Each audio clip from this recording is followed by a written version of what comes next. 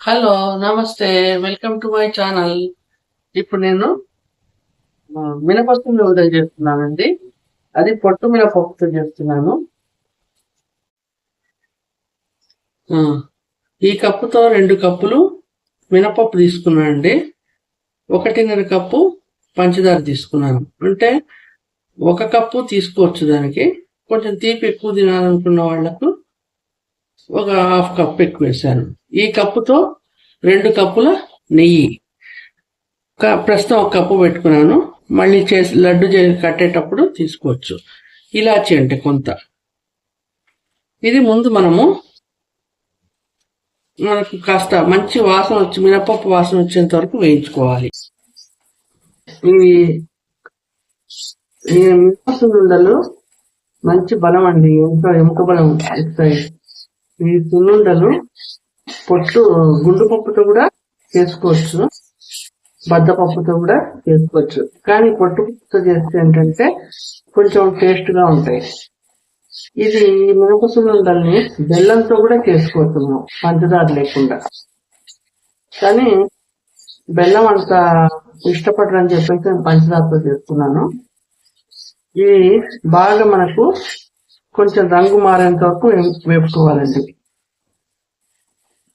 మనకు మంచి వాసన వస్తుంది వేగిన తర్వాత.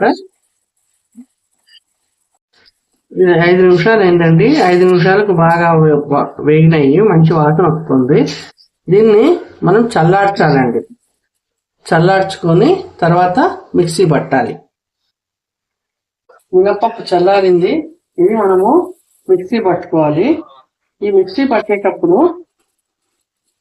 ఇలాచి కూడా వేసేస్తున్నాను అందులోనే. కొద్దిగా బరకగా పట్టుకోవాలండి, అప్పుడు లడ్డు మెత్తగా కాకుండా కొంచెం బరకగా వస్తుంది.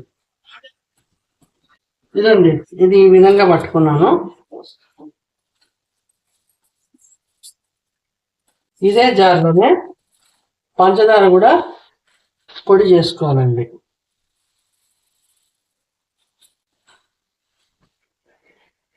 ఇదండి, పంచదార కూడా దీంట్లో కలుపుకున్నాను. ఇది మనము నెయ్యి పోసుకుంటూ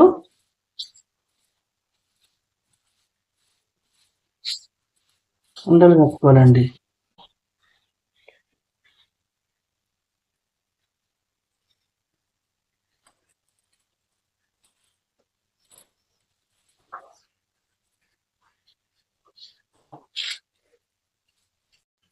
ఇదండి లడ్డు, ఈ విధంగా కట్టాలి. నాకు 1 కప్పు నెయ్యే సరిపోయిందండి. మనం ఊరికే పక్కన పెట్టుకోవాలంటే 1 కప్పు అని చెప్పాను. 1 కప్పు నెయ్యే సరిపోయింది. ఈ విధంగా గట్టిగా ప్రెస్ చేసుకోవాలండి. గట్టిగా ప్రెస్ చేసుకుంటే విచ్చుకోదు. ఇది నల్లగా ఎందుకుందంటే పొట్టు మినపప్పు కదండి, అందుకని ఇది నలుపు రంగులో కనిపిస్తుంది మనకి.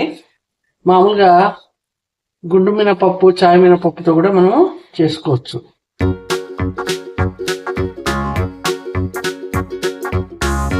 ఈ వీడియో మీకు నచ్చినట్లయితే లైక్ చేయండి, షేర్ చేయండి, సబ్స్క్రైబ్ చేయండి.